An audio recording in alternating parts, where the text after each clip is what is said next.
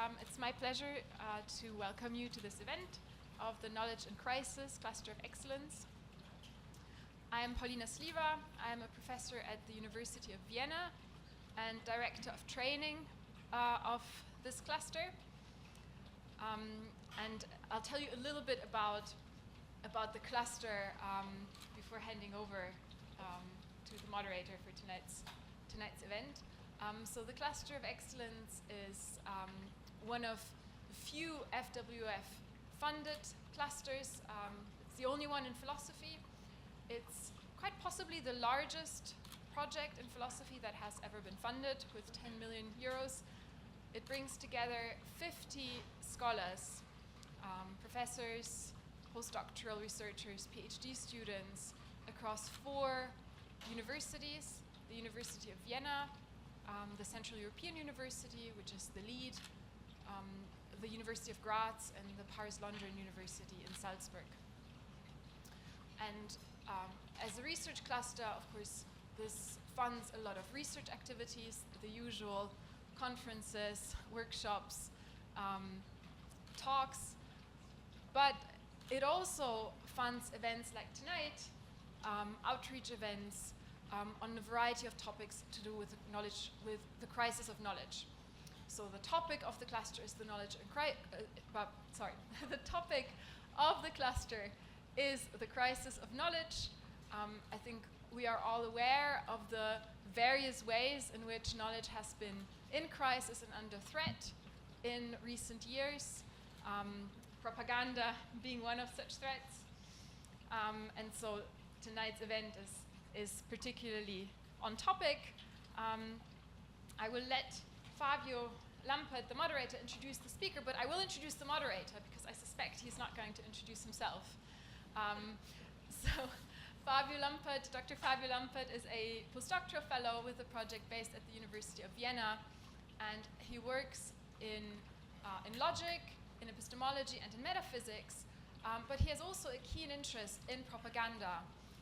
And he has written and published both in Portuguese and in English on philosophy of journalism, on propaganda, most recently a piece, What is this thing called peace, on the usage of peace as propaganda in connection with the Ukraine war.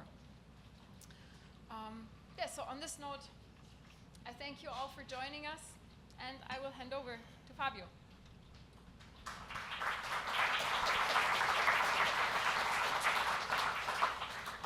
Thank you so much, Paulina. Thank you all for coming. Before presenting our speakers, I'll start us off with a little story. It was already morning when a grenade rocked the house. The explosion set off a fire. Then came gunshots. Flames tore through the rooms, consuming the furniture, family photographs, documents. Everything was burning. Irina was hiding beside her husband, Ole. He shouted at the soldiers not to shoot. "Why are you hiding?" the soldiers yelled. "Don't you see we came to liberate you? We came here to die. Our wives are waiting for us back home. And you started this war. You elected this Nazi government. So where are the Nazis?" "There are no Nazis here," Irina replied. "We are just simple people." The soldiers ordered Ole to take off his jacket, his sweater, his shirt, to check for military tattoos, but he had none. He had never served. He was just a welder. They took him outside and shot him in the head. When Irina saw his body, she screamed, "Shoot me." Irina's story is not just one of personal loss. It lays bare the terrifying power of propaganda, its ability to distort reality, dehumanize victims, and enable sheer violence under the guise of liberation. Weeks later, speaking to journalists about what the Russian army had done in her town of Busha, Irina said, "You tell this story to everyone. You show how they've liberated us. They've liberated us from everything. We have nothing now." Propaganda has long been a powerful force for shaping public opinion and even justifying violence. In the context of Russia's war against Ukraine, it is not an afterthought. It is a central instrument for legitimizing aggression while manipulating perceptions at home and abroad. So this evening's panel will explore how propaganda works, its nature, its mechanisms, its historical roots, and how it has evolved in the digital age. Russian propaganda, with its vast scale, state backing, and strategic purpose, has been used not only to justify the war against Ukraine, but also to undermine democratic institutions in other places. Its most infamous example remains the Kremlin-backed disinformation campaign that sought to influence the 2016 US presidential election in favor of Donald Trump, who, according to my calculation, still has 1,350 days remaining in office. So I'm counting. Episodes like this have made Russian propaganda grow in focus, not only for analysts and political commentators on geopolitics and on television, but also within academia, where it has become a subject of study in its own right. Using Russian propaganda as our central case study this evening, we'll explore how narratives are built, how they spread, and how they are weaponized in times of war and political conflict. So to do this, we'll have a truly distinguished group of panelists. Now, as I mentioned before, the three of you are just so productive that I'll only summarize some of what you've done so that we still have some minutes to talk. I'll start with Teresa here. So Teresa Marques is an assistant professor of philosophy at the University of Barcelona. In Spain, she is a philosopher of language, but has interests in metaethics, epistemology, and feminist and social philosophy. She has published several academic articles on slurs, hate speech, propaganda, the expression of emotions in language, and other topics, and has edited and co-edited academic volumes such as the book Shifting Concepts, The Philosophy and Psychology of Conceptual Variability, published by Oxford University Press. Juliane Fürst is a historian of Soviet and post-Soviet history, specializing in youth cultures, dissent, and socialist subjectivities. She is professor of modern history at Central European University, CEU, and leads the Communism and Society Department at the Leibniz Center for Contemporary History in Potsdam, in Germany. Juliane edited a volume of the Cambridge History of Communism and published books such as Stalin's Last Generation, Flowers Through Concrete, both by Oxford University Press. Finally, Volodymyr Yermolenko is a philosopher, writer, and journalist, serving as editor-in-chief of Ukraine World and analytics director at Internews Ukraine. He is president of PEN Ukraine and associate professor at the Kyiv Mohyla Academy. He has authored multiple award-winning books and contributes regularly to international media outlets such as The Economist, Financial Times, The New York Times, Le Monde, and others. Volodymyr also hosts the podcasts Explaining Ukraine and Thinking in Dark Times. Welcome, the three of you. We'll talk for a little over an hour, and then we'll open up for questions from the audience. So let's start today with Teresa and some questions about propaganda more generally. So Teresa, let's start with a broad view. Although propaganda isn't a new subject, people have been writing on this topic for a while, there's been renewed philosophical interest in political philosophy of language. One of your recent papers, for instance, is titled The Defectiveness of Propaganda. So could you tell us how philosophers approach this topic and how you yourself like to think about, or perhaps even define, propaganda? So first of all, thank you very much for the invitation and for the occasion to be on this very nice panel. I'm sure I'll learn quite a bit. So how philosophers have thought of propaganda mainly since the beginning of the 20th century, well, philosophers and other theorists, sociologists, etc., the increase in interest in propaganda as a political form of mass communication sort of became more salient with also the increase in means of mass communication, from more people being able to read newspapers to the existence of the radio. And so it also started to become much more prominent in the first beginning of the 20th century because of the great historical shifts that were taking place. The topic itself was not sort of center interest through a good part of the 20th century, probably after the 1950s. Not so many people wrote about it, perhaps with the exception of Chomsky and a few other people. But with the first election of Donald Trump, it seemed that philosophers across the board were like, what, how, or also perhaps even before this, perhaps with Brexit, people were opening their eyes to how did this happen? We didn't think it was possible, and so people were really shocked, and there's been an increased interest. And so even people who are not really political philosophers say, so political philosophers, and if you think people like Hannah Arendt, wrote about totalitarianism and how authoritarians use propaganda to reach power, but not epistemologists or philosophers of language or philosophers of mind specifically. There seems to be a very narrow and specific interest. So people have started to think about what propaganda is and how to define it in more recent years. It's a difficult topic to understand because it can be used, and in different languages it means slightly different things. So in Spanish, Portuguese, or Italian, it's a much broader term that covers anything from advertising to political campaigning that is not necessarily propagandistic, just promotion of a political party. But in the way that in my recent work that you mentioned, we think that it's useful for the role also that historians and sociologists and others want to have in their understanding of propaganda. It's useful to have a better understanding of propaganda that captures the specifically political sense of the word that we think is more relevant. And so there are paradigmatic cases of propaganda that we think includes, say, Nazi propaganda or Soviet propaganda, and also we think includes modern day forms of propaganda that take advantage of social media and other kinds of platforms.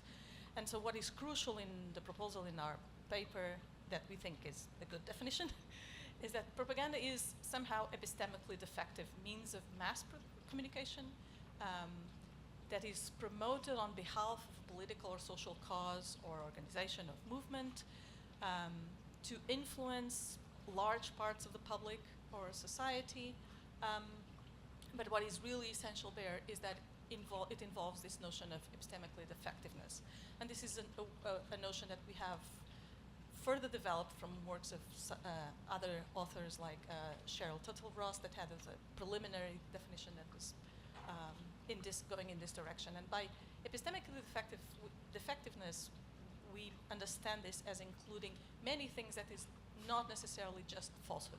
So there might be propaganda that doesn't say anything false, for instance. It just manages to emit a lot of really relevant information. There might be propaganda that seems to be just be giving reasons, and that the reasons that for acting in a certain way, and the reasons might seem plausible or sensible or really hard to rebuff or to reject, but the kind of thing that they are alluding to is a kind of conceptual framing that is really problematic. Or even cases in which it's nothing that was said, it's nothing that was omitted, but rather there are things that are being presupposed in a given kind of act or communicative act, let's put it like that, that might be presupposing something that's problematic. So there are examples like in Rwanda, for instance, leading up to the genocide of the Tutsis, Mugesera was the political leader in advance, before the genocide took place. He would say things like, do not let yourself be invaded, right? Where the idea that you can refer, what the problem there was, and this was not even a description, this was a directive, like you're telling you what you should do, which is not to let yourself be invaded, but this is presupposing that the target of the presumed invaders are your co-citizens, like also citizens of Rwanda that are the Tutsis, right? So this is something that is being presupposed, but it's not being said, and that is problematic. So the notion of defectiveness is very broad. It can be manifest in many different ways, and we think it is an essential part of the propaganda. Juliana, you've written extensively about the Soviet Union, and propaganda was central to Soviet governance. Some historians even call the Soviet Union a propaganda state. So before moving to Russia, let's start by focusing a bit on its precursor state. How important is the history of Soviet propaganda? How crucial was propaganda for the Soviet Union itself?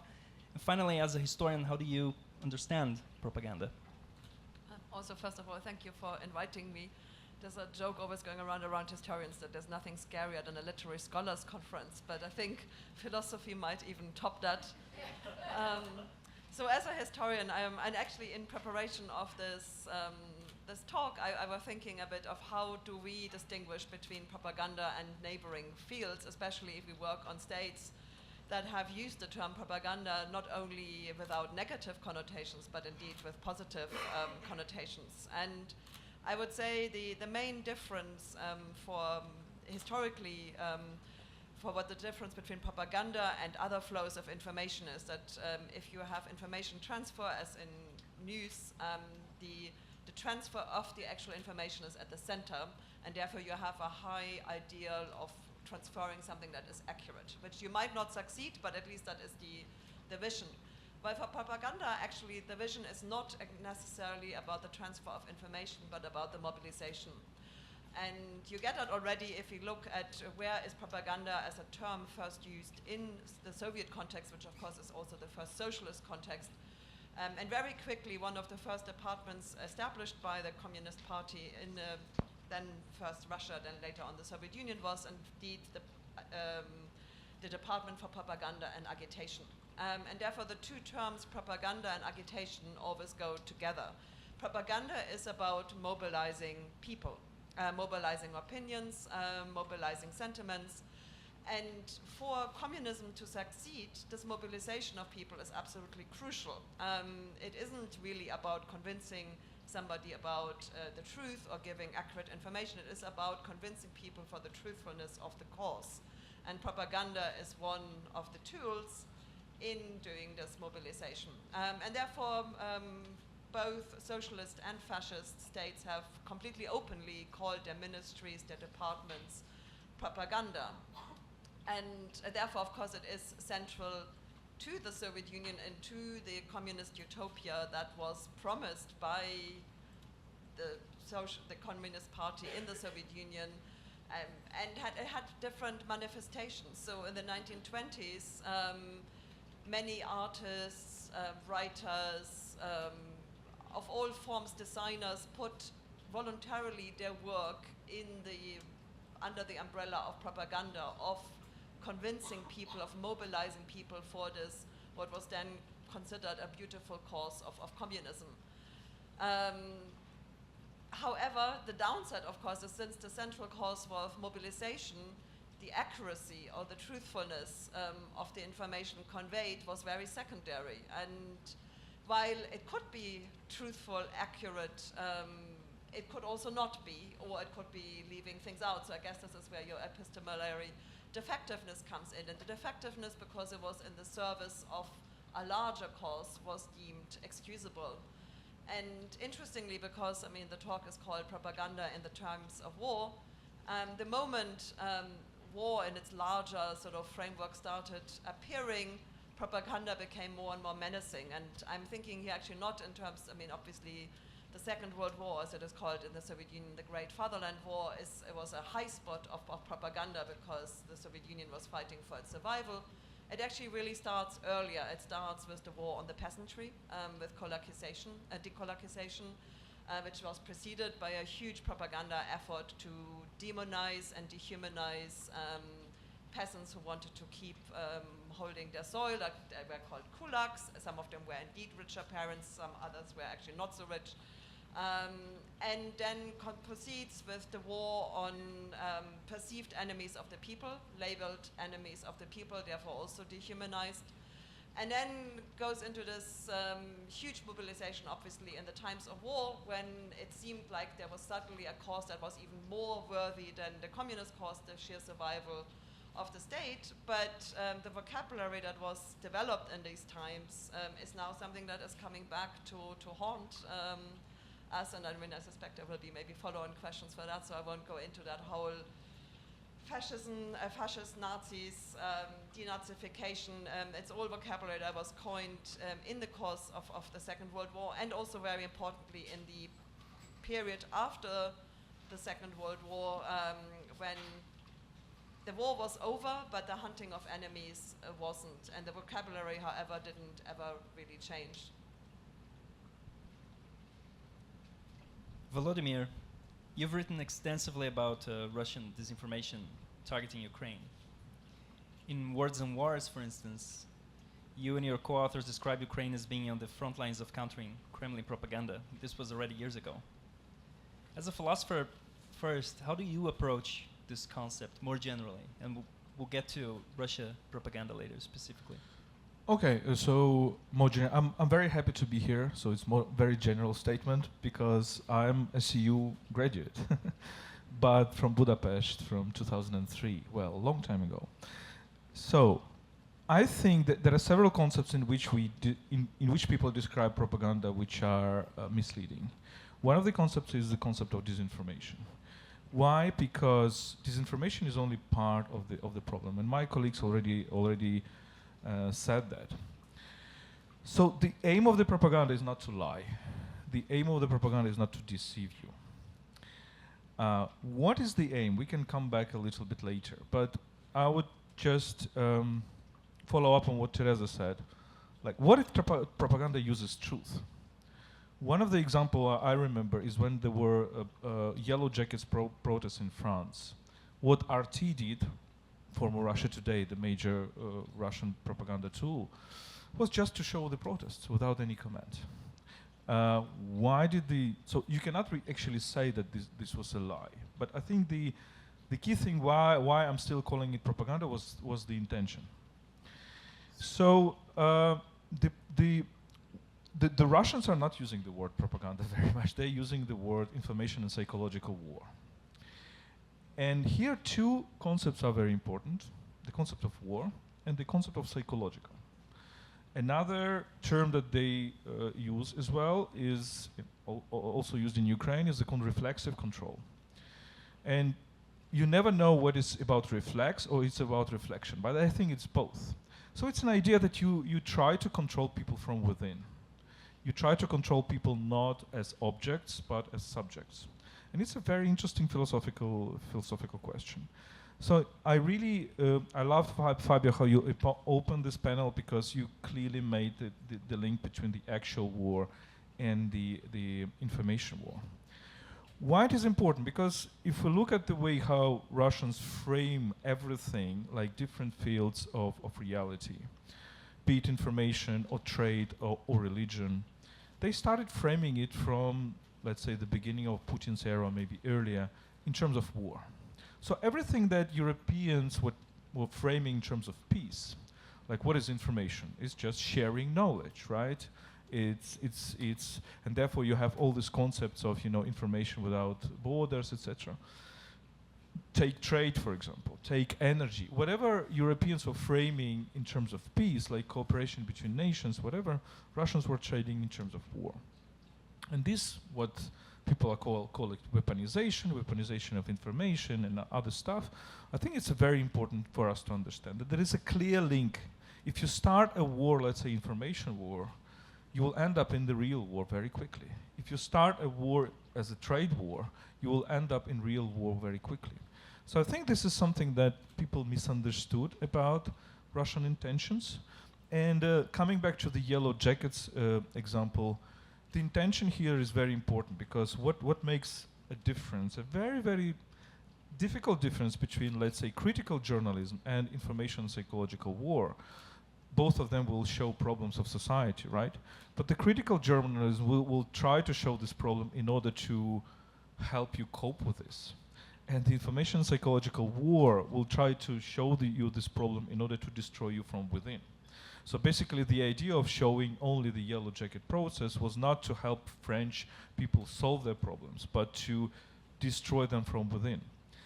And here, coming back to this mobilization topic, it's very important, this mobilization element. But another element is demobilization.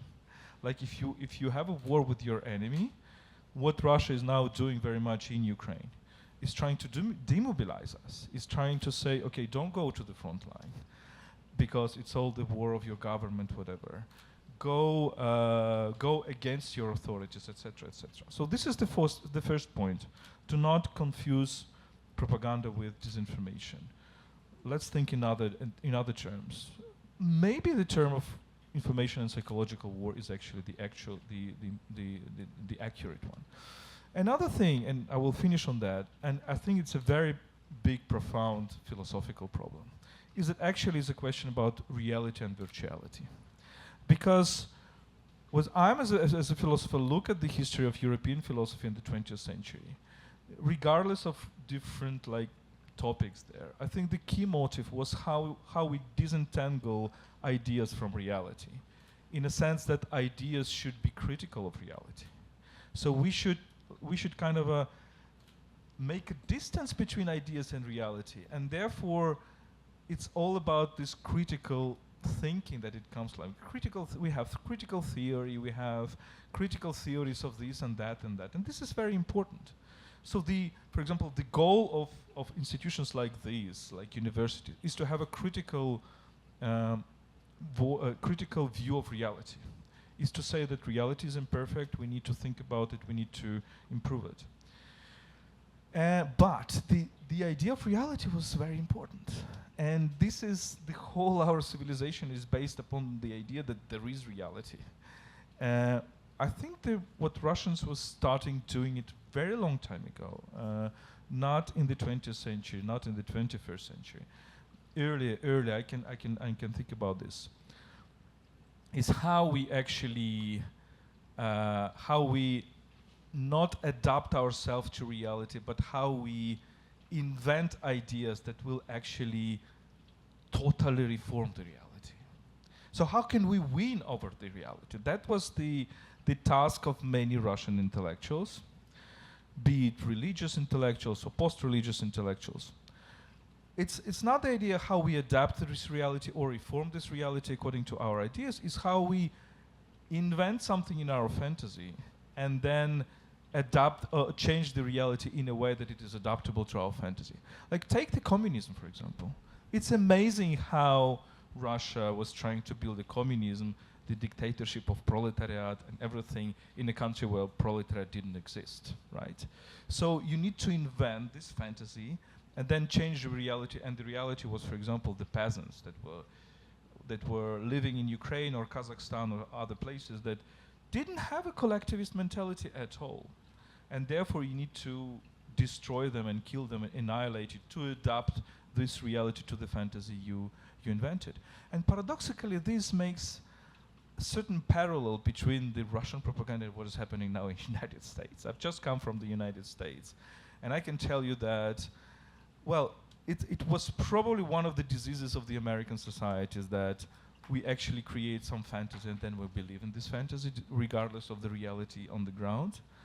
But now it's just is being realized to such a way that we see actually White House publishing AI pictures with Trump as a Jedi or whatever else, or as a pope.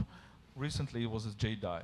So it's with really a red lightsaber. Sorry? With a red lightsaber. Yeah.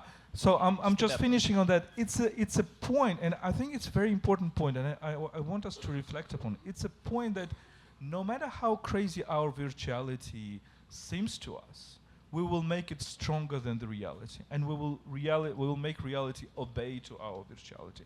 This is Trumpism, and this is Putinism, and the Soviet propaganda as well.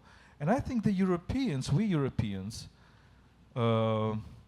and lots of other people in the world. I don't, of course, make big judgments about some exclusivity of Europe or whatever. No. But I think in Europe in 20th century, we had certain idea that no, it's very, very dangerous. When you invent this virtuality and try to destroy reality for this virtuality, it's very, very dangerous. I don't know if we will cope with this, with both Putinism and Trumpism in this way, but I think that this is what I see as a core problem. Yeah, I just, at some point I thought you were literally defining socialist realism, because that was the doctrine. Socialist realism wasn't about depicting reality, but reality how it ought to be. And that is literally what 70 years was the entire cultural output of the Soviet Union, and then for 40 years for most socialist states in the in Eastern Europe was under the doctrine of socialist realism. And the big, I mean, this is why the 1980s are in many ways so revolutionary, because at the end of the 1980s, the socialist world broke with this idea of socialist realism, and suddenly you had all these people depicting reality as it was, and it broke the system. But of course, I mean, as historians, we grapple with another problem of the reality insofar as we were very enthralled in the 1960s with French philosophers and basically deconstructed our whole profession, and now have a problem of how do we reconcile this idea that every event is constructed, every notion is constructed, and yet we have a certain reality we have to grapple with. So no, not everything is constructed. And even things that are constructed are not up for grabs. So you can say money is a social construction, inflation is a social kind, it's something that only exists because there's the world is out there. But even things that are socially constructed don't depend on our will. We can't just control them at ease, and let alone other things. And yeah. No, but there has been, and of course in many ways it was, I mean, I remember that when I was trained, I was still trained by very empirical historians, and everything was fact. And then suddenly somebody came and said, but actually you can look at this from a completely different viewpoint, and it will tell you something different, or there will be a meaning behind. And it was very intoxicating. So it is a methodological problem of reconciling the fact that everything that is factual also has several other meanings, with the idea that there is something immovable in the world that has indeed happened. It's a terminology we haven't employed because it was so hard to wean ourselves off it. I think that's true for journalism as well, that there are people, I remember giving talks to students in journalism schools, and all their professors, who probably were trained after the 60s, saying, no, but it's all relative, and we think not only is that not true, or everything is socially constructed, no, not only is that not true, you as a journalist, you have the duty to give the information that is the best evidence you have, or supported by the best evidence of the thing that you have more reason to think is right. And the failure to do that will undermine trust in you as journalists. And I think that part of what we're living through now is a result of this, of people losing trust in journalism, because it seems that everything is up for grabs, everything can be invented, and so someone else gives you a better story about what reality is like, and so they go and vote for someone who thinks is a pope or something. Right? And it's part of the problem, part of the consequences. Should we continue to jump in? Do you have a... Yeah, but we can remove from that, because I have also my thoughts about social construction, but it will be long. I mean, it will long thoughts. But just I think it's very like perfect problem. And another problem can be also like a journalist comes and says, well, we had it in 2014, like. Many Western journalists were coming, or Westerners, like specialists in communication, was saying, just respond to Russian propaganda with facts. Doesn't work like that, because people don't think in terms of facts. People think in terms of stories, identities, and all of that. But I think it's what is important is, of course, to maintain the notion of fact. That is very important, because otherwise you're just going to social realism or social surrealism, right? Which was actually was. But I think constructivism is important from the other side, not in statements like everybody is constructed, but in statements like probably my view of this reality is constructed. So it leads us into the direction that probably my view of reality is a little bit far from reality, or it doesn't match the reality. It's probably just a map. And if these things, if you apply it to yourself, to your vision, I think it's still very pertinent. You know, it creates this distance between les mots et les choses, as Foucault said, right? Between the words and the things, which are very important to maintain the critical thinking. What I'm trying to say is that, well, Putin and Trump are not constructivists. They're something else, you know. They're just implode the reality and fantasies together. I'll ask a question. Otherwise, I'm going to run out of questions, because you're responding them.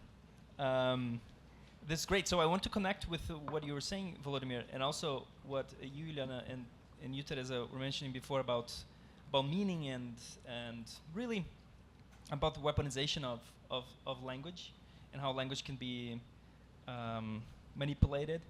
So Teresa, you wrote about this. You wrote a paper called Amelioration versus Perversion, and you discuss concepts like dangerous speech and meaning perversion, and you even give the example of the Holodomor in Ukraine.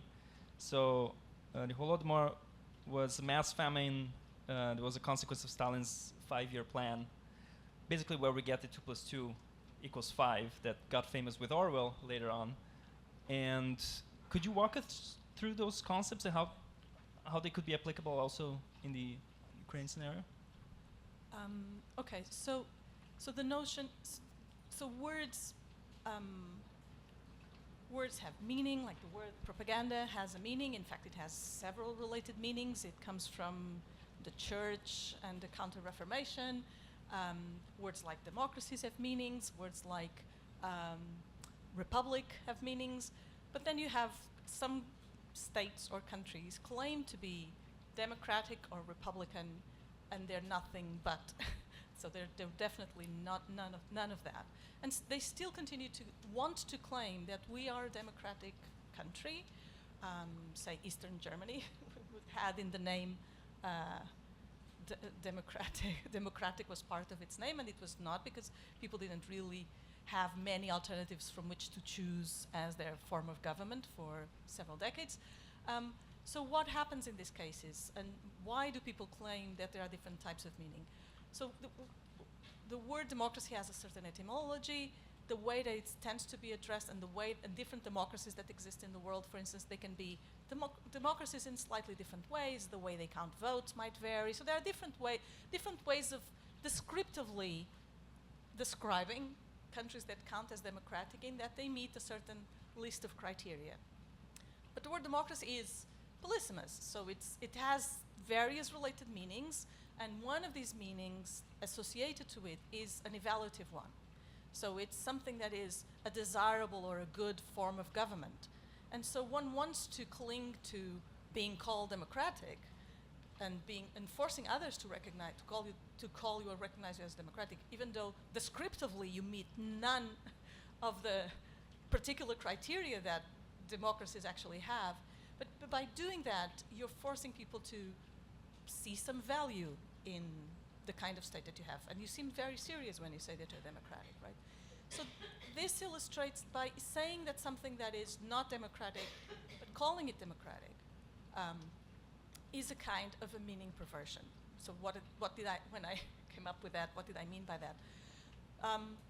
So imagine that we're in the situation of having different kinds of democracies. In some you have one person, one vote. In others you have different kinds of representations. In others you have first past the post. So you have all these different kinds of democracies, and you can disagree about which one of them.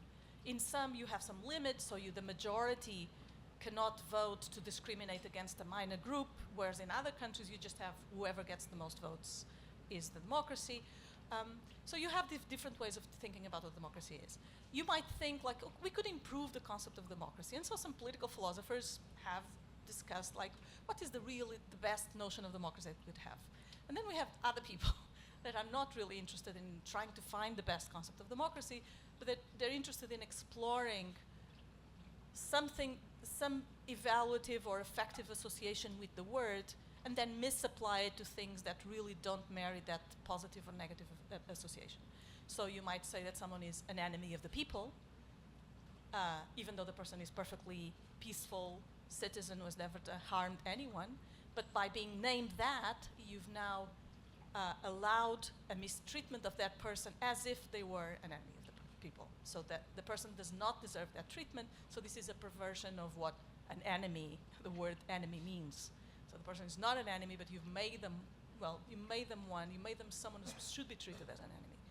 Likewise for democracy, like you have this state, not democratic at all, by having a bunch of other countries also treating you as if you were a democracy, you're forcing something onto the world stage, like you're forcing some kind of recognition, and that is a perversion of the meaning of the word, because the word really does not mean you really don't deserve to be positively valued as a democratic state when you lack any of the properties that democracies strive to achieve and to have.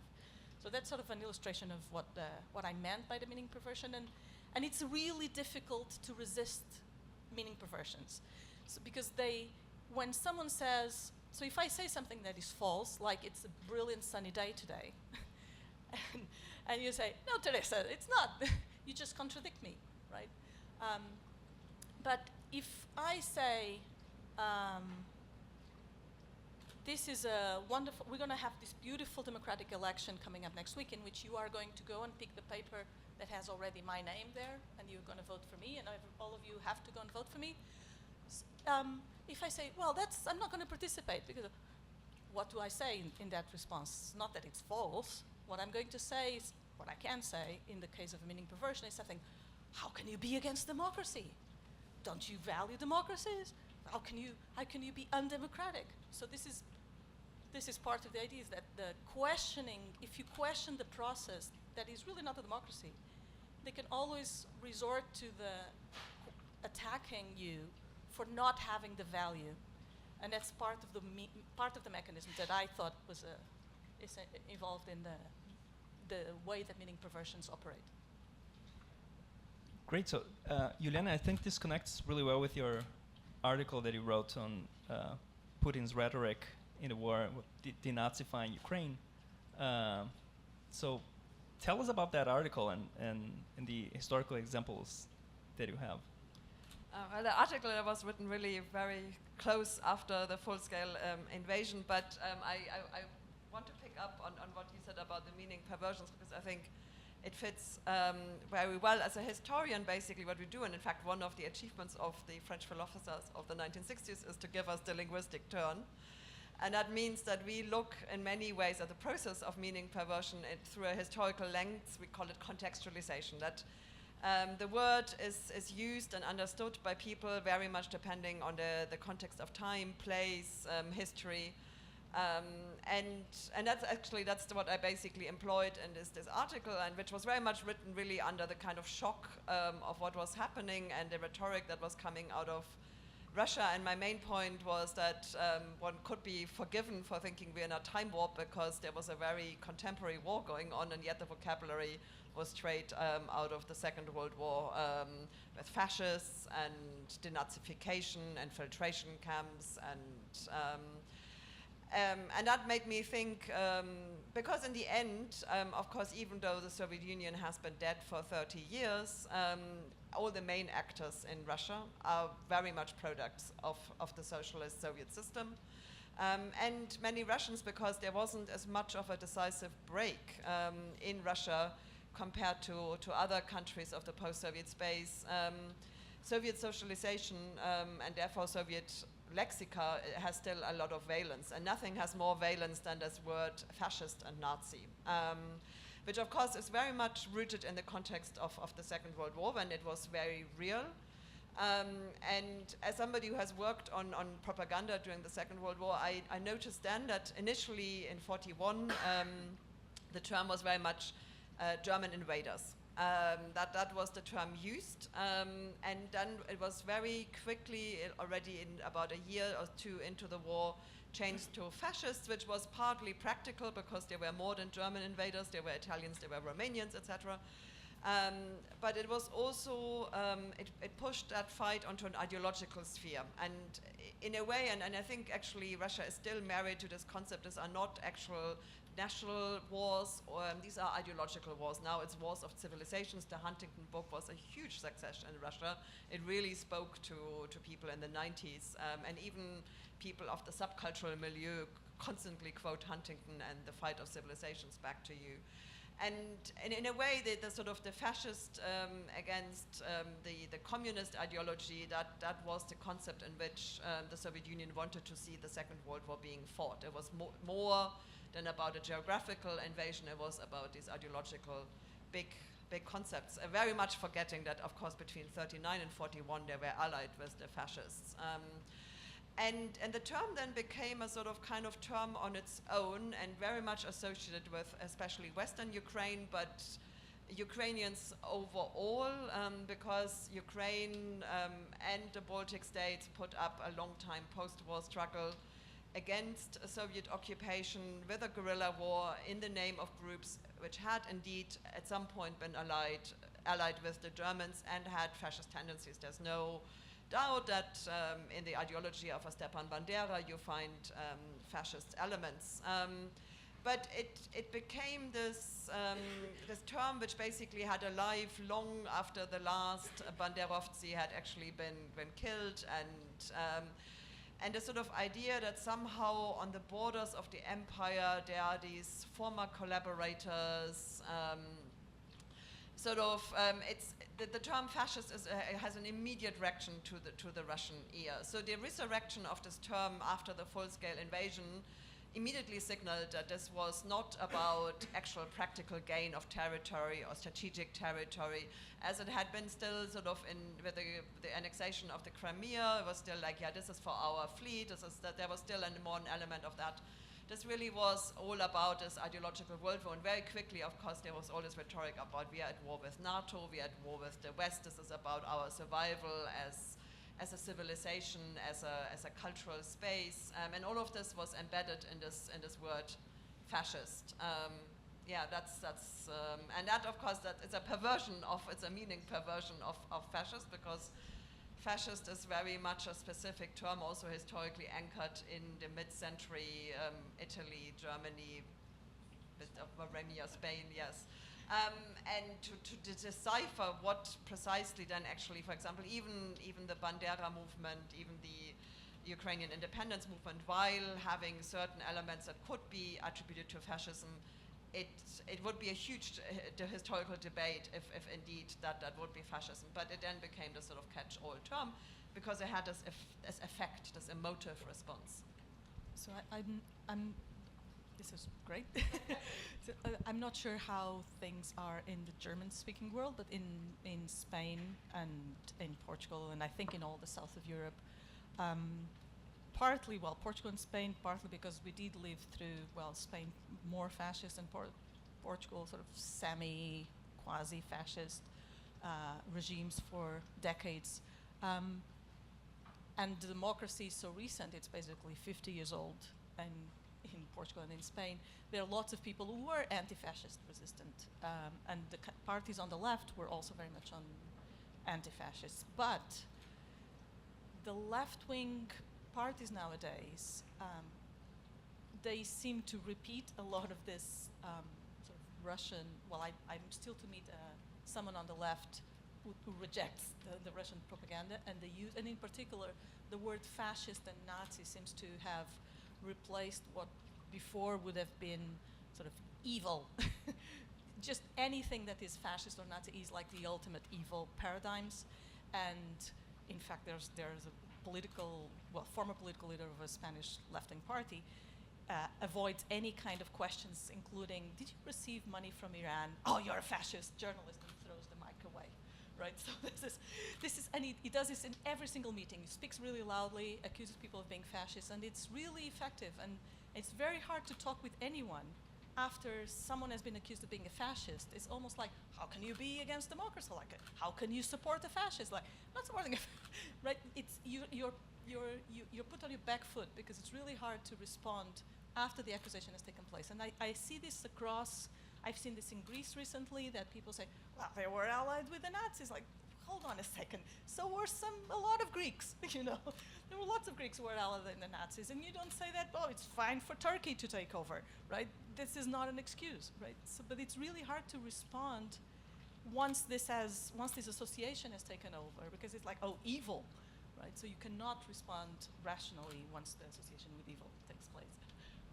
There's also, of course, a follow-on, because if one looks at the policies of the Soviet Union, how to deal with people who lived on occupied territory, with returning POWs, with people who were forced to work in Germany in factories, it was all of them were a stigmatized group. So it didn't actually even matter if you were involved in any kind of resistance struggle.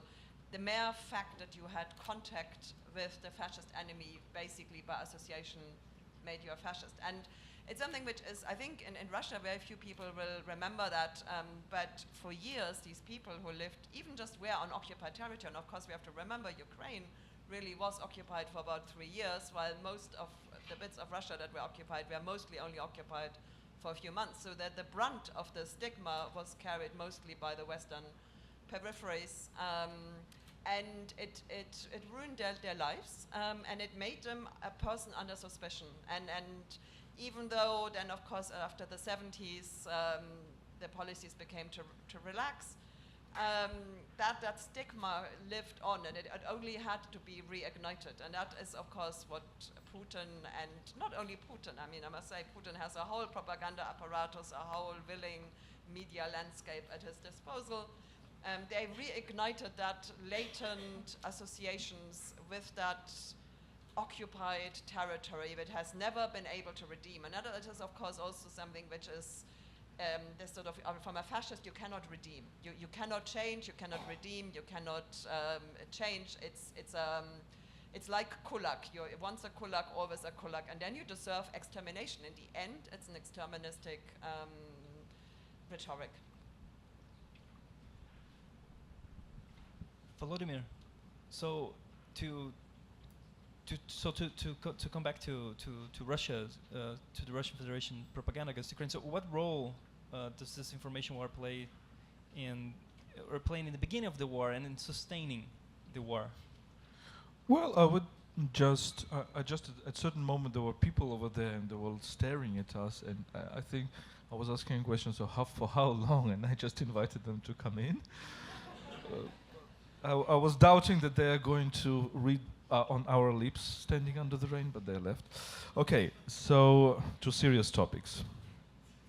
I think Teresa and Juliana really were very accurate, and I would add one little point, is that I think Russians are calling Ukrainians fascists to allow themselves to be fascists. And this is a very important tool, because they were talking about Ukrainians as genociders to allow themselves to be genociders. And this is how propaganda works. Or information warfare. It's really very important so we understand its mechanism. You need to dehumanize the opponent in order to allow yourself to dehumanize yourself while you are acting with this opponent. When we understand that, we understand actually the nature of the Russian crimes and the nature how really they were acting in Bucha that Fabian was quoting, and in many places. I'm actually a philosopher who travels a lot in Ukraine, so I live in Ukraine. I go very often to the frontline areas. Last week I was in Kherson. If you know, this is a frontline city just 3 kilometers from the Russian troops. Russians are across the Dnieper River, and they shell the city all the time. And the first thing they establish in every occupied city is basically torture chambers. And people know where these torture chambers are. They are shown, look, there is a torture chamber in this place, to frighten people. So I think this element of fear is very, very important. And as I said, this story of because I mean the kind of the paradox, the tragic paradox of this reality today is that you can of course find Ukrainian fighters who will be, believing in some far-right theories. It is possible, you can find them everywhere. But then the question is, what is your actions? And the actions and judge by these actions. And actually, when you see the concentration camps, when you see torture chambers, I talked myself to several victims of the torture. And I mean, it's amazing how one of the persons I talked to said that he was tortured by electric current by the Russian soldiers. And then, do you know how Russian soldiers call the torture by electric current? They call it phone call to Putin. And I actually tested this. I heard it from one person. Then I asked one human rights lawyer and asked him who is actually acting, documenting Russian war crimes. And he said, yes, this is repetitive. This is not your single experience. And I'm keeping thinking, like, why would Russian soldier, by torturing a Ukrainian villager, say we will now call to Putin, we will now make a phone call to Putin? I think just to legitimize his actions, like to say, you guys know that it's actually Putin who is above us, and we have this vertical legitimacy. So why I'm telling you this? Because in this war, you see this very clear pattern of cruelty and violence as normalized. Cruelty and violence not to achieve military goals, but to intimidate the people. So every night, we have airstrikes every night, okay? Just to make clear for those who are probably not very close to Ukrainian reality, we have airstrikes every night, every day, every night, for 3 years, for 3 more years. And very often they are not military targets at all around. So you're asking questions, so why you send a missile to a place which has no relation to military? You have no military purpose. And the answer is, that I have in my mind, is to intimidate, is to say that I'm capable of extreme violence, and therefore you should be afraid of me. I even invented a notion for that. The notion is thanatocracy, rule by death. So you kind of take a death as a management tool. You rule by saying that I own your death. Your death belongs to me. And by the way, this connects with Stalinism, because when I'm thinking what was this great purges of the 1930s, people explain to me that, well, Stalin was very paranoidic and he was afraid of losing power. I don't really buy it. I think that the idea was that Stalin was showing to everybody that he owns your death. So not only he manages your life, but he owns your death, meaning he will decide when you will die. And I think this is very important intimidating factor for a human being. I mean, we are very afraid. We're afraid of dying, of course, but we are very afraid of giving our death to somebody. And probably it's okay that it's nature or God, but is it okay if it's somebody else? Physically, it makes us very frightening.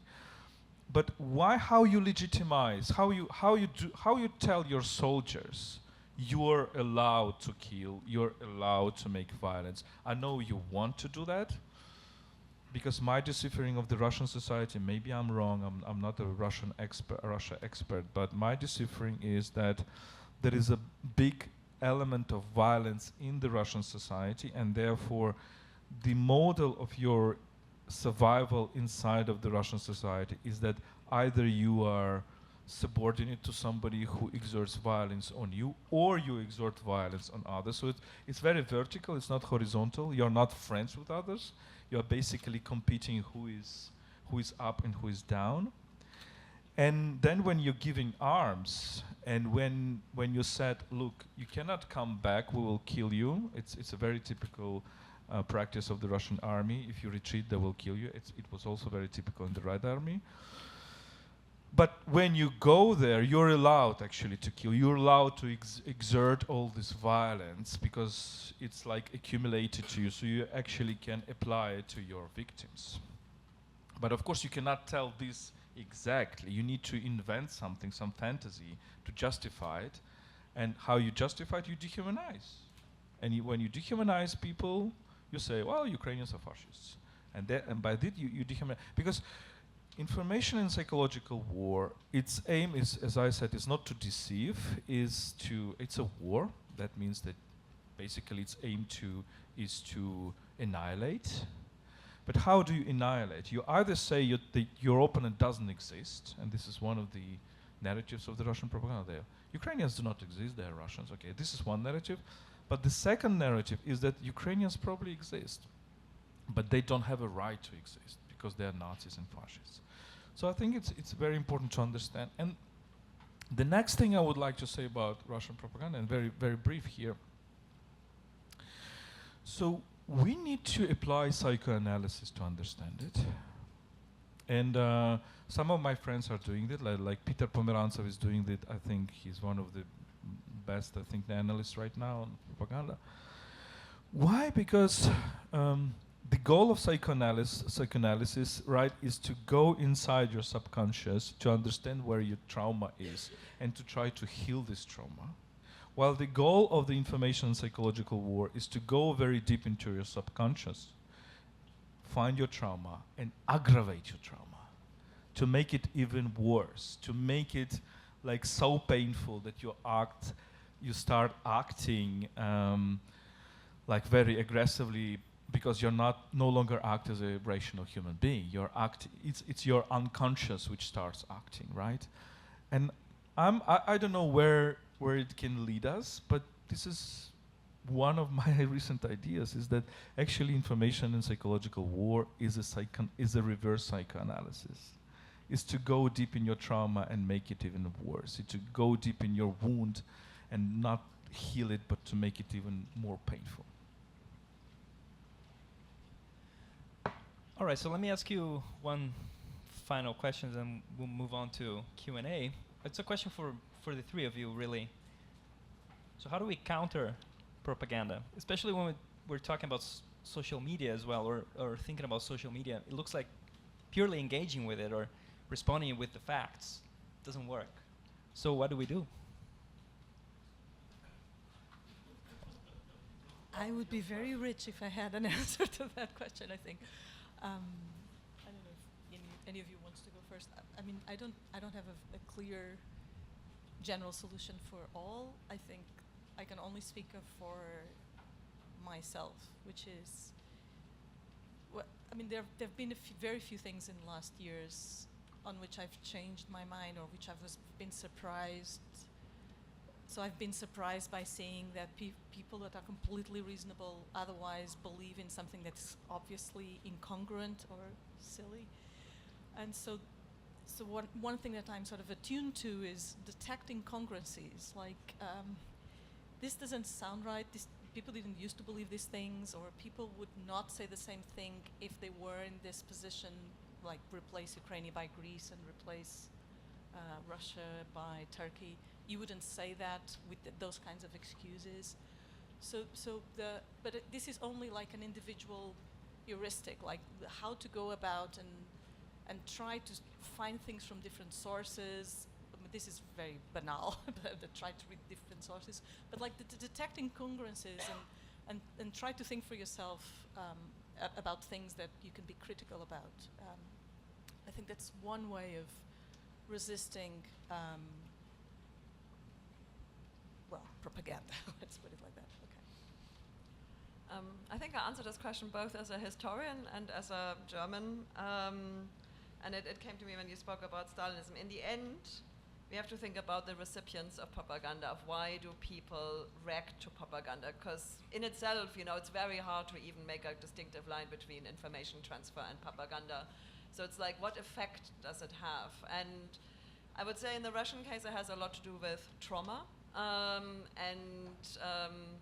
In the end, the trauma of the Soviet traumas, and especially the trauma of the Second World War, has never been properly addressed, including the trauma of perpetratorship as well as victimhood. And it leaves people incredibly vulnerable to propaganda, because propaganda makes them feel better for a while. And I think that something we haven't talked about as much is that all this propaganda has an effect, of course, on Russian society as well. Stalinism, it's interesting, there are two debates. One of them is atomization of society. That's the Hannah Arendt analysis of totalitarianism. But also Stalinism mobilized. Stalinism created an incredibly mobilized society because there were enemies. The enemies changed. There were kulaks, and there were enemies of the people, then there were invaders, then They were cosmopolitans, then they were Jews, but having an enemy mobilizes, and it plasters over the trauma of one's own victimization. And I'm now somebody working on perestroika, which is this brief window when trauma was addressed in the Soviet case. And one can see the opportunities being missed, because in the end, the truly difficult traumas, the ones whose cover-up is propaganda, where state institutionalized pillars of society, especially the trauma surrounding the end of the Second World War, were left untouched. And for example, the Soviet army never had to confront the role of violence, indiscriminate violence in its victory, just as then in Afghanistan the role was never addressed. And of course other nations do that too. I don't want to say that it's only the Soviet Russian army, but it basically missed that chance to complicate its role to victory, to violence, to war, and as such basically allowed for a repetition of war trauma again and again, and this is what we're seeing now. Yeah, of course I don't have replies either, like the final replies, but my several words will be, the first is, sorry, reality. I mean, we all are products of the 1960s. I mean, these people, like these guys, Foucault, Derrida, were actually my intellectual fathers and mothers.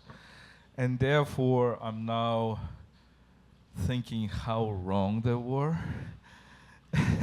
and trying to rethink them. Okay, they were right in many aspects, but actually, but it's a long debate. Reality exists, and this is my full conviction. And the thing that makes me really believe that reality exists is death. And death is real. Death is not a metaphor. And during the war, you just face it very often. And it doesn't sound, should not sound very macabre, because death, when you face death, you actually, your immediate reaction is to confront life to it. So Ukraine is now full of this experience, how you actually stress on life and beautiful experience and culture and poetry and everything. And I think, I mean, every society more or less reacts in the same way. So it's not only about Ukrainians. And because when you see the finitude of your existence, the unexpected finitude and mortality, this makes you even probably feel stronger. So I'm very worried about these ideas that are becoming very popular in the United States, that we are actually living in simulated reality. I think this becomes very dangerous, and this is another aspect of this virtuality coming over reality and saying, I'm the real thing. I think the sense of reality is very important, physical reality. And therefore, what we do in Ukraine, we actually travel a lot. We go to the frontline cities, we go to the frontline villages, and we invite foreigners to come. Of course, I understand it's very courageous to come, but those who come to our places, we help them to feel this reality. Because when you feel this reality of creative people continuing to write poetry, making music in Kharkiv or Kherson, this actually makes you believe more in humans. So this is the first point, reality. So it doesn't mean that reality is simple and we simply can get access to it. So of course people will say, but all the truth is relative, etc. And my response is that no, truth is not relative, it's just complex. It has so many aspects, and our life is just journey through these so many aspects. It doesn't mean that somebody has this truth and somebody has this truth. It's probably the connection between different aspects of truth. The second thing is trauma, indeed. I mean, I think that instead of, pushing against some people's traumas, we need to try to understand it. My understanding of America is that, I mean, of course Trumpism is crazy, all this, etc. But the problem of the other side is just not to address these traumas that Trump voters had, not to address it timely, and just to dismiss it as craziness and all this, you know. I think it's very dangerous. We are really in our information bubbles, and it's important to understand how painful the world is and how painful other people's experience is, and maybe to open up to this experience.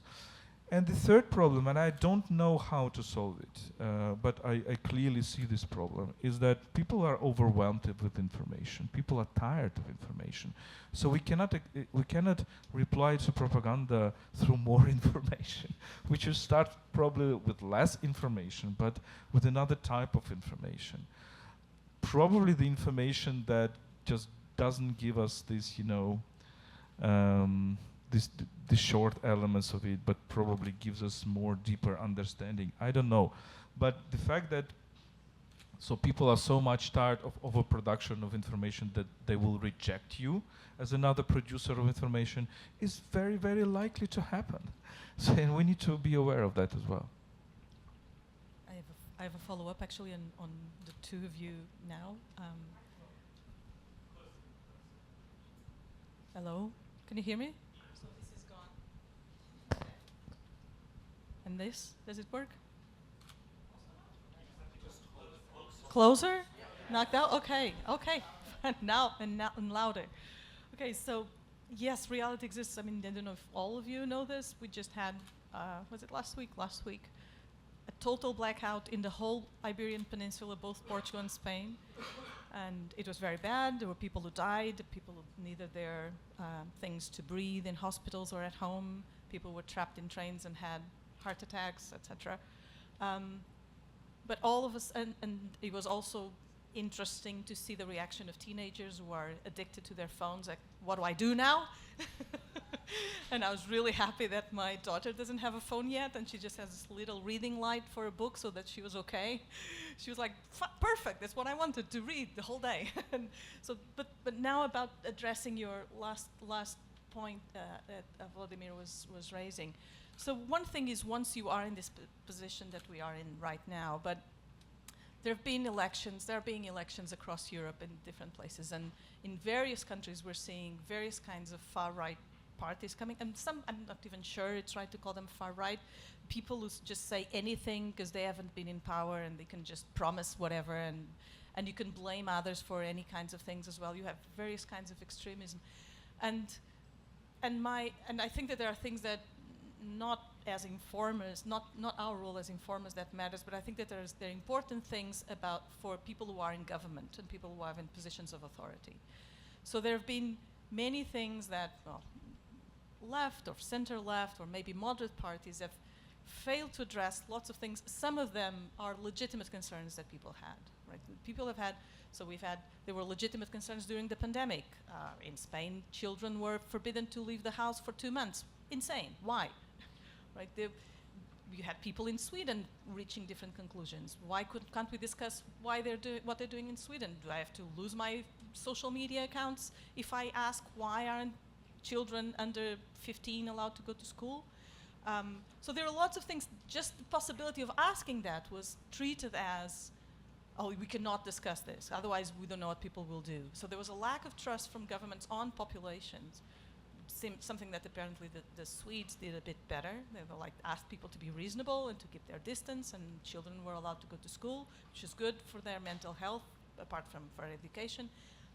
But there have been other things in terms of failures to address genuine concerns that populations have, that opens up the door for people who they're not going to solve them, but they can say they will, and they can highlight, like the Yellow Jacket people did. You can just highlight, look, we have reasons for being angry. Oh, look at this completely failed society. We should come and replace them, right? So there are ways in which I think we're slowly walking, partly because we're sort of too concerned. Well, there are things that you cannot discuss. There are things that you cannot, problems that cannot be raised. And we should listen to, before it's too late, we should listen to people who have different views, who have different concerns, take people's complaints seriously. But these are would be recommendations for governments in case any of them would bother to listen to philosophers, which I doubt. but I think that is an important point. Like, take people's genuine concerns seriously. Don't treat them as fascists just for raising a question, which is what some left-wing parties that I have in mind tend to do instead of giving up solutions. Okay, thank you. I also have a just very short brief follow-up, and it's to do with the information overload. And I think my lifespan really kind of fits very neatly in what one would call the information society. So I remember the first Gulf War with CNN suddenly exploding and the minute-by-minute or second-by-second news scene. And I have a sense we are at the end of this. We are at the end of this particular trajectory because we have come into cul-de-sac, or maybe just at the natural end. And it's interesting that the history, I would say, the methodology that's most on the rise is the history of emotions. And I think it fits in with sort of psychotherapy and a general psychoanalytical emphasis. We are living in an emotional age, or an age of affect. And I think it's on the affect we have to think about, why do people like propaganda and what can one offer instead? I think I agree. On the information front, I've done so much information in the last 2 years, and I don't know if I even converted one person to anything. Great, thank you so much. This was fascinating, and now we're going to open for some questions from the audience. So there will be a microphone going around. Please keep your questions short and on topic. I and hesitate I will to see you. Yes, please. I hesitate to ask this question because it opens the door to that terrible whataboutism, and I don't want in any way to trivialize Putin's invasion of Ukraine and terrorists there. But if this panel were held 24 years ago, and considering Operation Enduring Freedom, where George W. Bush, U.S. state, mobilized a coalition of the willing, and they invaded a country far away from the U.S., they did not use torture, they used enhanced interrogation techniques. And how would, and I asked the question, so how we can look at this, the central concept of propaganda and shaping narratives in times of war. So how would you compare and contrast Putin's brutal invasion of Ukraine and Operation Enduring Freedom? Anyone? So note that one of the things that involved, the torture bits, was a redefinition, a perversion of the meaning of torture. Like they literally said, no, this is not cruel and unusual punishment. This is enhanced interrogation techniques. It's not torture. No, this is fine. It's fine. I don't really have a comparison. I think comparison of these kind of things are actually usually pretty useless, but I have a historical trajectory. And I think what is interesting is that I was doing my Abitur at the time, and I had a history teacher who challenged us, said, the Gulf War hasn't actually happened. How do you know it happened? And because all we saw on television was these green little arrows and then things exploding.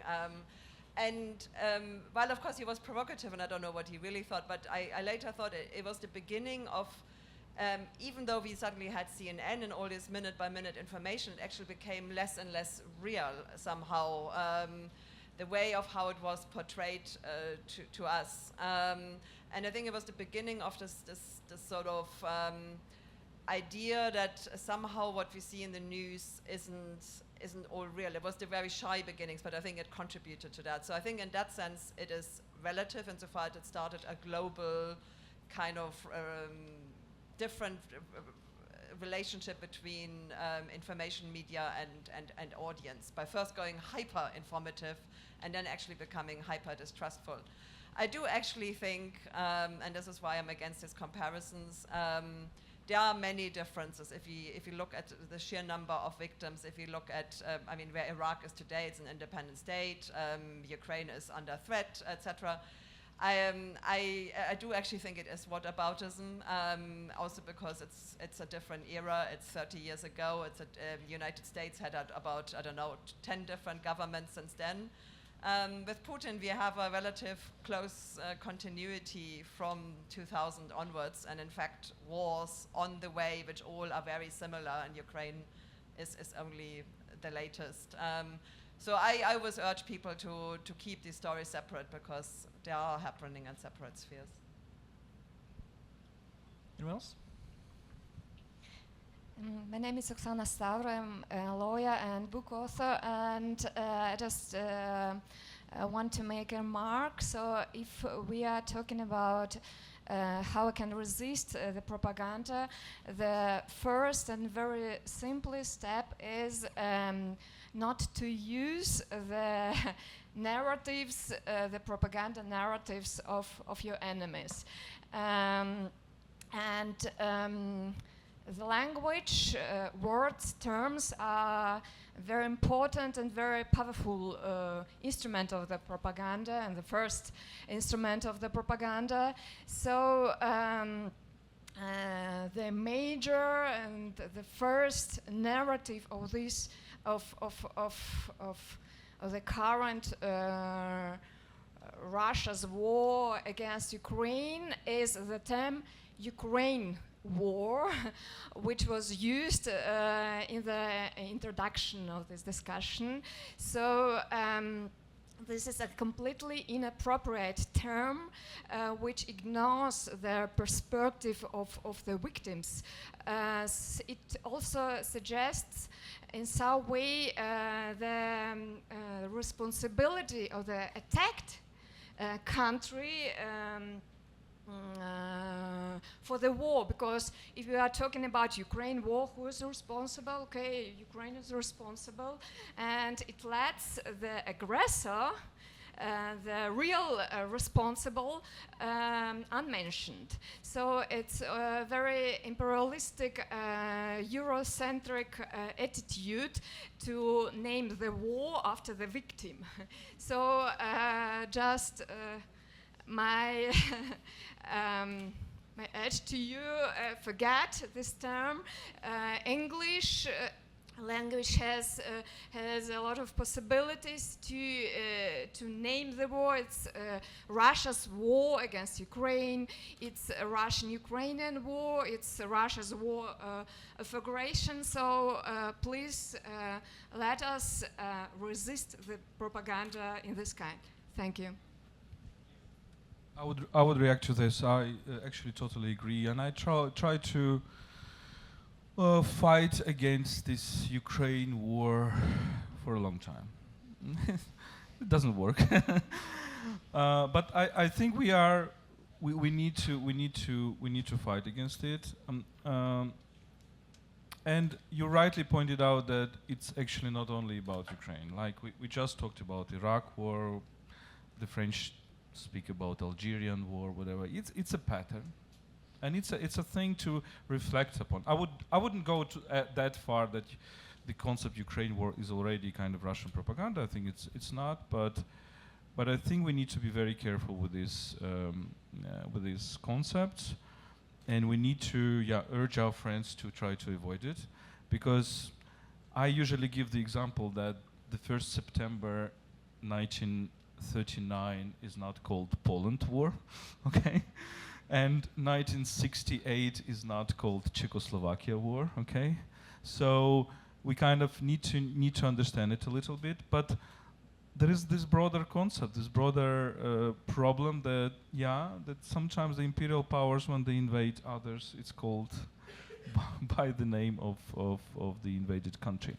So it's Russia's war. It's Russia's war against Ukraine, it's Russia's war against Georgia, it's Russia's war against Syria, it's Russia's war against Chechnya. It's all Russia's wars, Well, Devon.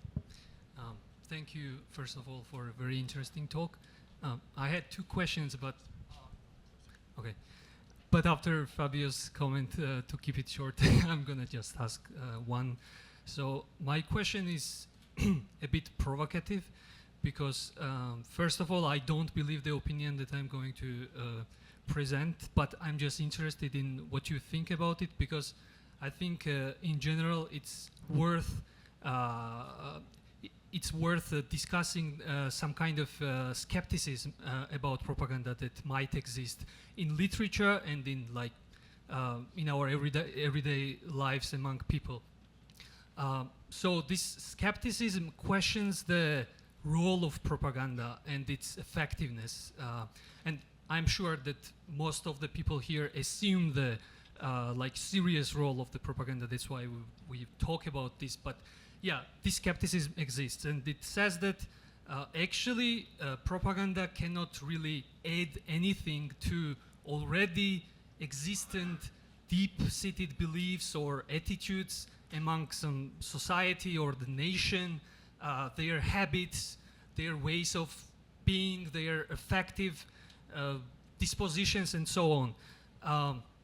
And there are some examples from history where propaganda, despite the fact of governments putting much resources in producing it, could not really do anything. It was unsuccessful. And of course it might have some different causes, but I'm interested, what do you have to say about this? And especially this can be an urgent question and not only a theoretical one, because like I've been reading yesterday department in European Union, some representative of like a counter-propaganda department, or I'm not sure how it is called. They were saying that it's really, really hard to convince governments to give us money to put in this department which fights against propaganda. So I think this skepticism exists, and yeah, so what do you have to say about that? Thank you. Oh, you want to go first? Okay, excellent question. I'm actually working with my co-authors of the effectiveness of propaganda. We're working on a second paper called The Effectiveness of Propaganda. And there what we do is to address, so there's this book by Hugo Mercier called Not Born Yesterday, where he has a chapter precisely on what you've been saying then. And he partly goes to work by other historians, if I'm not mistaken, to show that actually Nazi propaganda was not as effective as we tend to assume nowadays. Like it's not as if majority of Germans didn't actually believe, but my view on this is that the problem is not whether you actually change everybody's minds. You know? So sometimes, mostly in philosophy of language, in recent years, people seem to assume that, oh, if you just hear someone say something hateful, then you're spreading, just by hearing it, you're contaminated in some way, you're persuaded just by hearing these words being said. And it's not true. Like I hear people saying hateful things all the time, and I'm not persuaded by them, and why should I assume that other people do the same thing? So I think that the effectiveness isn't just about changing opinions. It's about something else that I think you were saying, that Vladimir was saying in the beginning, about what you want to is to get people to act in certain ways. And you might get that by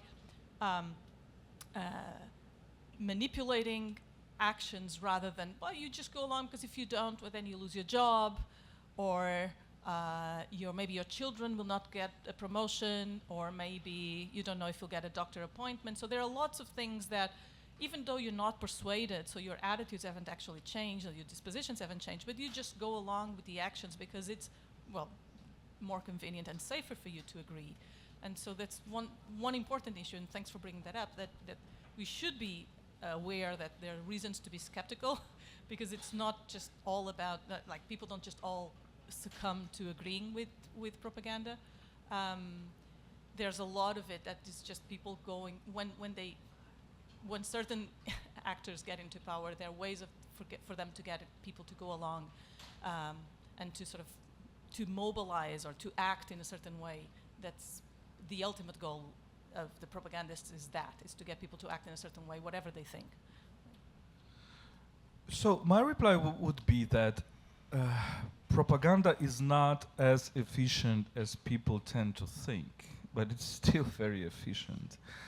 If you make propaganda, and again, I'm not really fond of the word propaganda, as I said, right? But let's use, if you make propaganda in the initial sense of the word propaganda, like to bring some narrative that you want to impose on others. Like, I have a narrative and I want to impose this narrative on you, you will fail. And basically, it was known for a long time ago. I just evoked psychoanalysis, but look, one of the inventors of the propaganda theory was Bernays, who was his relative. And one of my favorite theories of the question of propaganda was Jacques Ellul, And it was 1960s. Everything you need to know basically is already there before the social networks, before everything. Because if you want just the narrative transfer, you will fail. If you want to tell the story about yourself, you will fail. The good propagandist is actually telling the story about you. So if I am a good propagandist, I need to learn about you. I need to learn about your traumas, about your joys, about your pains, and manipulate them. So it's basically political marketing or information marketing. And the problem is that we do have more and more tools for people in big tech, for people in governments to kind of analyze us from this way, like what exact joys or pains this particular group of people can have. So let me take when Russians come to Ukraine and say Russia is great, they will fail. When Russia comes to Ukraine and says Ukraine sucks, sorry to say that, they might succeed. If they come to Ukraine and say your government is corrupt and you're failing this war because of your government, they will succeed in many aspects. Why? Because they know that Ukrainians are very anarchic. We don't tend to trust the government. Every of our taxi drivers is a good president than the president. So we are like that. So you need to exploit this anarchic trend, and they're doing it very well at some aspects. In some aspects, they're doing it very bad because they're actually losing the propaganda war. But they understand our pains and the cracks that they can actually use. So to your colleagues who are willing to find money to support the anti-propaganda, well, I would say that they need to try, because we were very frustrated with the EU when the EU was actually saying no, that Russian propaganda doesn't exist, because it was still in this mode of thought that Russia uses information in the peace terms and not in the war terms. You need to be aware that somebody is waging a war against you, information war. And if they do not succeed now, they will probably succeed later, because they learn. They learn very fast, and they learn what are the pains in your society. So propaganda is always about aggravating the traumas, aggravating the pains, and the pains are real. And as soon as they understand what your pain is, they will be able to pour a lot of money to aggravate your pain. So it's like anti-pill, anti-medicine. They aggravate your pain. So I think it can be very efficient, but it doesn't work unless this initial pain is there. So again, the reality is there, and then the question is what should you do with this reality? Again, historically, of course, propaganda is often understood actually not as a form of reception, but it's a form of telling something about the person who makes the propaganda, and of course they betray their own fears and their own worries in the propaganda they put out. I mean, I have two examples. I've never worked actually, on the effectiveness of propaganda as a historical subject, but in my research I've come across surprising moments where I realized when propaganda worked, and it's never one piece, it's not one story, one thing, it's a sort of long-ranging conversation between the propagandist and the audience.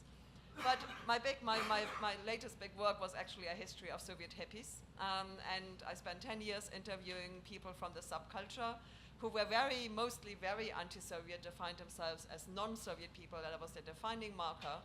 And what was interesting, at what points in their stories and in their narratives they touched on Soviet propaganda items and agreed. So they completely rejected the party, they rejected communism, they rejected leadership. However, they did not reject patriotism and the cult of the Great Fatherland War. And of course, there are many reasons of why that is so. So they were pacifists, they called themselves pacifists, but they were for an anti-fascist war. They would have supported an anti-fascist war, and in fact, I had the kind of ultimate proof then when war broke out in 2014. Very few of my Russian hippie correspondents felt any kind of pacifism, but most of them felt a strong feeling of Crimea is ours and we are patriots. So that particularly propaganda item had a success because, of course, that was something which you encountered from the cradle to the end, but also it served an effective need. And again, I come back to the importance of actually looking at the affect and emotions rather than the actual information content. The other one is, and then I just taught a class here at CEU on the 1990s. And I had actually a wide variety of people from the post-Soviet space in the class, which is always interesting. And what came out loud and clearly is there are two ways of looking at the 1990s in the post-socialist space. One of them is ultimately a story of difficulty but success. Nation building, identity building, culture building. The other one is one of what's called the Lichie, the sort of bad, dark 90s, wild, chaotic, without limits, immoral. That's the story Putin is telling again and again and again. And Russia had the hardest time to tell themselves a success story of the 1990s. And that is ultimately the biggest difference right now between Russia and all of the other post-Soviet states, because all of the other post-Soviet states managed to find some sort of success story. In the end, they all went through similar experience of devaluation, economic decline, identity crisis, divisions, sometimes war, and yet it's the narrative that counts for the action. And it's not 100%, and not all Russians think that the 90s were just a decline and humiliation, and not all Ukrainians think it was a success story, but broadly speaking, the way of what you tell about yourself, and that is very much influenced to what you're exposed. And that propaganda basically does this exposure. And of course, in the case of Russia, we not only have propaganda, we have repression, because we have an active repression of a different narrative. And of course, one could say, yes, in today's world, you can get all sorts of narratives. But if you look at the film output, the popular culture output of about the 1990s, about this period of transformation, that is the overwhelming message of we have been humiliated, we have been victimized, and somehow there is a bad force. It could be the West, it could be Soros, it could be that is fighting against us. And that is different to the more positive stories in the rest of the post-Soviet space. So I think sometimes propaganda does work. It's not always predictable in what ways it will. And maybe that is also the chance. Just a few words. It's very interesting what you're saying about Russian hippies, because I think we are going to the core of why Russia attacked Ukraine. Not because they think they won the Second World War, but because they think they lost the Cold War. So the defeat, the internalized defeat, and the willing to revenge is one of these leading mechanism. And therefore you have hippies who think that their life is defeat. Like people believed in perestroika, in Gorbachev, in rock and roll, and it was the defeat because it led to defeat of Russia in their minds. But it's very interesting. The hippie monarchists is very interesting. Any other questions? Yes. Hello. My name is Anna. Thank you so much for such fruitful discussion. Currently, I'm working on social bots as mobilizers of pro-state narratives within the bottom-up legitimation, and I definitely got the notes for my new chapter. Honestly, my question, and I think maybe the perspective to this discussion is to see, when we talk about Russia and the propaganda there, we see from the, as a homogeneous perceptions of really centralized perceptions of propaganda, how it works, how it's developed, and what is the pro-state narratives there. But I'm currently thinking of national republics and the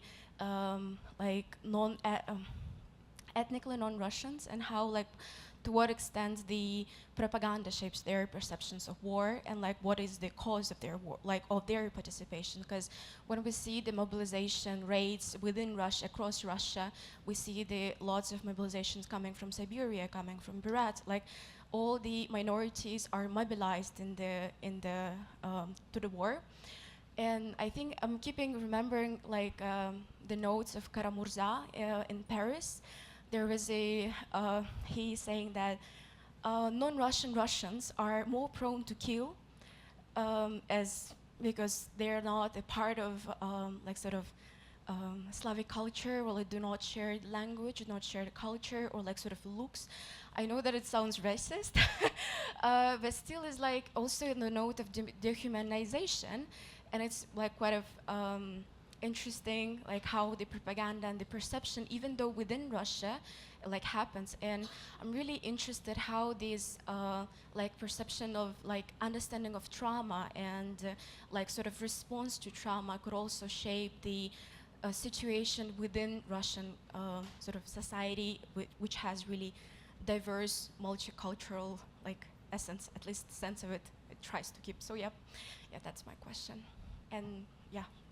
I will just quickly react. I think it's a very, very, very good point, and I think we need to talk about it. I mean, this war is genocidal against Ukrainians, but it's genocidal against the national minorities in Russia, and it's a very important.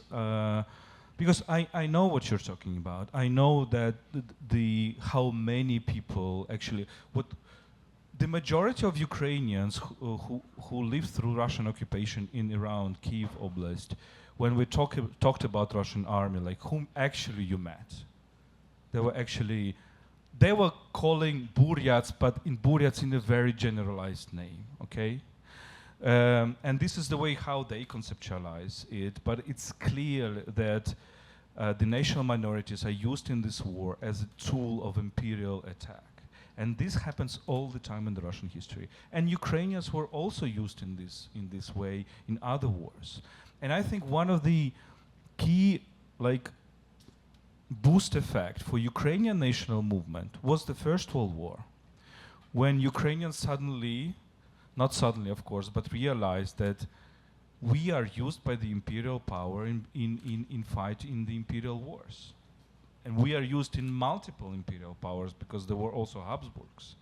And we were like looking at each other in the front line and why we should do that.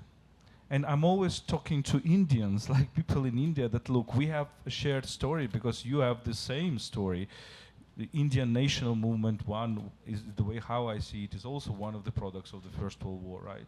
So how British Empire forced Indians to fight in their imperial army. So I really think that it is time for national minorities in Russia to ask this question: why? Why we should do that? In the name of what? And this is this should be a starting point of national movements. I just have a remark about the Karamurza speech, which really was quite something. It's another example of the success of propaganda in a certain way in unexpected places. Here's somebody who went to prison because he was anti-Putin. He is against the war, and yet he comes up with a terminology which basically is straight out of imperialist textbook. And completely falls for this myth of the Slavic Brotherhood, which really this war has discredited in the last 3 years thoroughly. In terms of, I mean, the non-ethnic Russians in Russia, it's a very interesting question, and as you probably know, I mean, one of the theories political scientists have, that one of the ends of this war could be indeed a further breaking apart of the Russian Federation. Insofar as the war is putting stress on that narrative of unity, which Putin has managed in his, I don't know how many years in power now, already 25, to impose. But it's a very curious thing already in Soviet times that the Soviet Union drove anti-imperialist narrative as its propaganda item, and however at the same time an imperialist policy and privileging an ethnic Russian or Russian cultural narrative. And these tensions, of course, in times of pressure like now, these tensions become very much apparent, and in many ways I would like to hear what you think. Do you think is the future of the non-ethnic Russians in the Russian Federation under the conditions now and the pressures these communities face. And it's very interesting, I think, just again, coming out of my research on perestroika, one of the most active perestroika groups and in the 1990s was the Soldier Mothers. And the Soldier Mother's head was a woman from Buryatia who was a Buddhist. And she created this whole movement that really was one of the few spearheads of questioning the ideology of the Soviet army, and not only the existence of the Soviet army, but the whole ideology of violence, which of course goes much deeper than just violence against other nations, but the violence of within the army, the Didovshchina, the hazing that is institutionalized and causes victims even in peace times. And I think it's very important to remember that this movement was spearheaded by somebody who came out of this outside the Russian cultural context, while of course, you know, she was living in St. Petersburg, she was Russianized, she spoke Russian. That's the messy bit of empires, that we have no clear lines and everything is complex.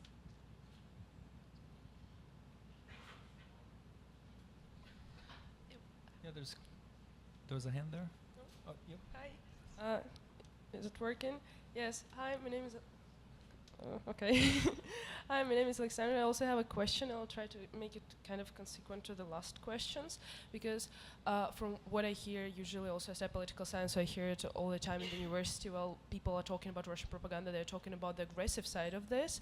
But, for example, you can sequence that really also Siberia, Buryatia, all of these regions are also very far away from Moscow.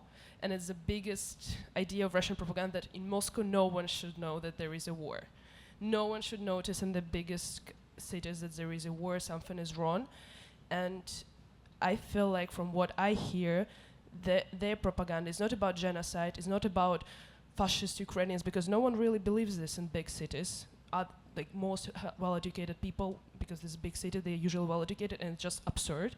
But they believe in the isolationist, if I may say so, way of propaganda. And I thought about this when you, Juliana, Frau Fürst, mentioned the unresolved trauma of victimhood.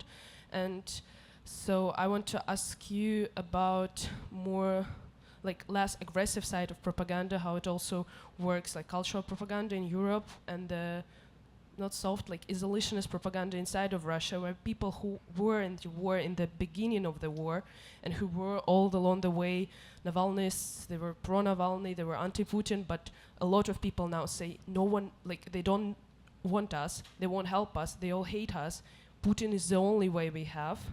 That's why we will not maybe actively support, but we will be apathetical to the war. We can't do anything.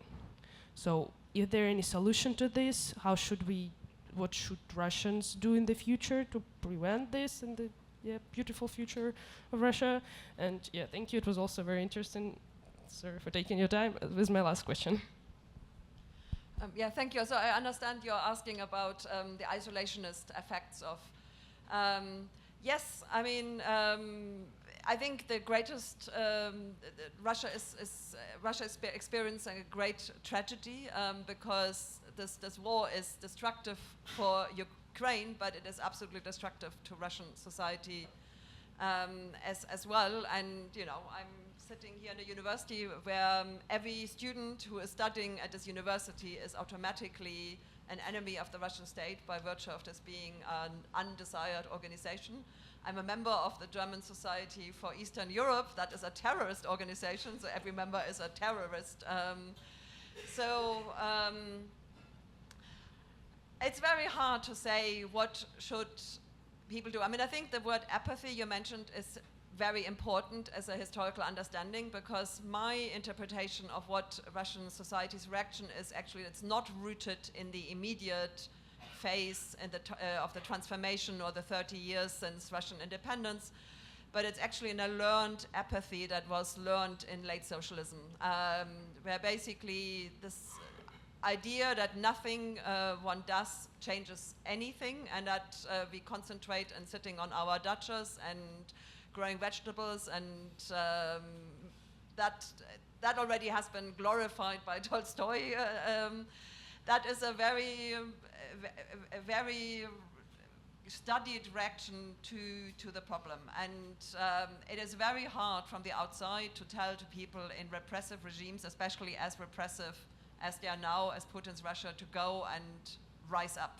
I think, unfortunately, the points of rising from the street in Russia were missed.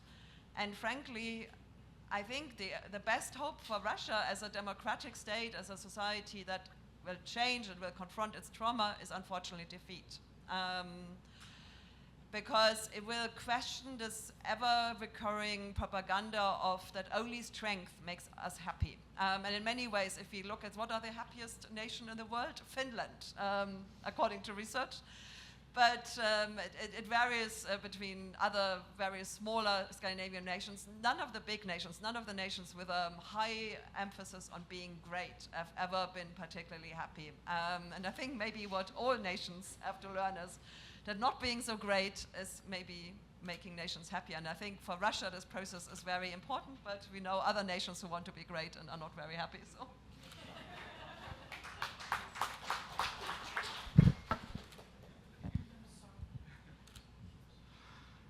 So, yeah, we have a joke in Ukraine, make Russia small again, but it's a joke that comes from my fellow philosopher, who is Georgian, Vakhtang Kibuladze. But look, I indeed think that greatness is a great problem, and I agree with this idea of defeat, because basically defeats were all good for Russians. I mean, the defeats were good for Russia, victories were bad for Russia. So the moments in history when Russia won, the big wars, were actually the moments of big authoritarianism. Starting from Peter I, then the victory against Napoleon was disastrous for Russia. Then the victory of the Second World War was a conservation of Stalinism, etc., etc. What was good for Russia was the defeat in the Crimean War, liberation of the peasants, was the defeat in Russia-Japanese War, is the first parliament and the first constitution, is the defeat in the First World War, is the defeat in Afghanistan War, is the defeat in the Cold War. So this was the moments of when more liberal ideas penetrated into Russia. Not for a very long time, but still they penetrated into Russia. And I think this kind of, at least we should understand this narrative that is historically more or less correct. Probably there will be other historical events, but this is historically more or less correct. But when you said about isolationism, I just realized that this is probably the new global ideology right now.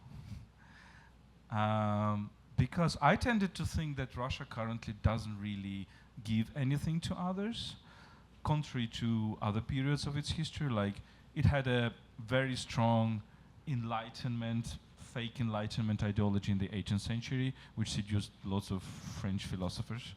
Then it had a kind of this orthodox nationalist ideology in the 19th century, which seduced some of the peoples in the Slavic world, in the Balkan world. Then it has the Marxism ideology, which seduced many people around the world, even if it faked Marxism. I really think that what Soviet Union built was actually the inverted Marxism, because Marxism is based upon the idea that power should belong to people who own the means of production, while Soviet communism was built upon the idea that power belongs to people who own the means of destruction, meaning the army, the KGB, etc., etc. So it's a very reverted idea, and I'm thinking what Russia gives now to the world, and I was thinking for quite a long time that it gives nothing. There is no universalist ideology that it gives, just anti-Westernism. But now I understand that this is precisely isolationism. So Russia teaches everybody to be isolationist. So now we have this virus going to the United States. We'll have it probably to other societies too. So we are probably entering the world of big isolationisms, where everybody will proclaim themselves as separate civilization. You know, you have a bunch of 10 people, and they will say, "We are the separate civilization." We will have this trend, and how to fight against it? Look. Juliana mentioned the popularity of Huntington, but Russians took the idea that of this separateness of civilization earlier. They took the idea during 1920s with people like the first Eurasianists, Prince Trubetskoy and others. But again, even that idea they took from the West. So ideas come from communication. I always joke, like, when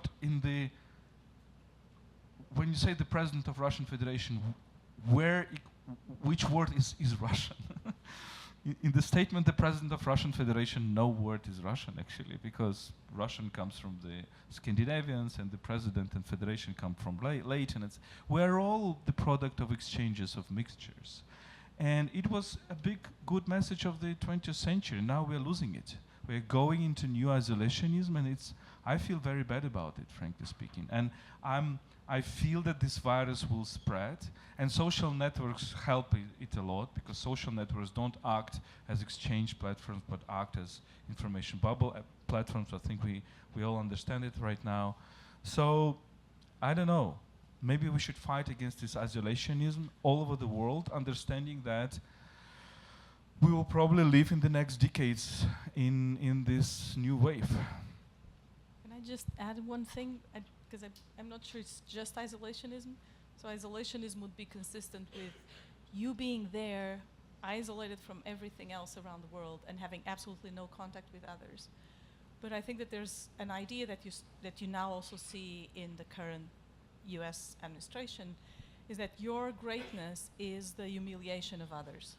So it's not just you can't be isolated to humiliate others. So you have to exert, because you have nothing else to offer. So your greatness depends on making everybody else worse than you and crushing them in some ways, with perhaps a couple of exceptions of people who are willing to be your co-conspirators in taking advantage of the other people around the world. Yeah, this is what we might call the negative sum game, because we think that there is a positive sum game, everybody wins. There is a zero sum game, one wins or the other loses. But there is a negative sum game when you create the game in which everybody will lose, but your task is to lose less than the other. And I think this logic is, again, it's very authoritarian logic. Yeah, it's the way how tyrannies work, and I'm really afraid that it's spreading. So we need to find the ways to stop it. We are unfortunately out of time, but we can keep having this conversation over a glass of wine. There will be a reception behind this door. Yes. And so please, let's thank our speakers, Teresa, Juliana, and Volodymyr. Thank you all for coming.